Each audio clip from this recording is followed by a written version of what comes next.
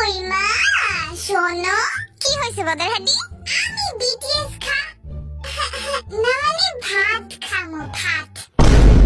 না না, আপনি ভাত খাইবেন কেন? আপনি বিটিএস খান। কবে জানি একেবারে আমি ভর্তা বানায় বিটিএস তোরে খাওয়ায় দেই। মা চিত্তা যাও কেন? যা সর আমার সামনে দে। আচ্ছা যাইতাছি। ও আমি বিটিএস দে। খালি বিটিএস আয়া পড়ে মুখ দিয়া। না মা আমি ঘুমাইতে গেলাম। হ্যাঁ বদের হাড্ডি, তুই তো পাগল হইছস, এখন আমারও পাগল বানাইতাছস। যা সর দে।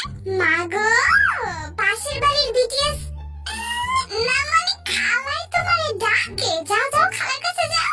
তুই যদি আর উষ্টা না খাইতে চাস না, আমার সামনে মুখ খুলিস না। আচ্ছা আর মুখ খুলবো না, কিন্তু আমার লাস্ট কথাটা শোনো। ওই যে বিটিএস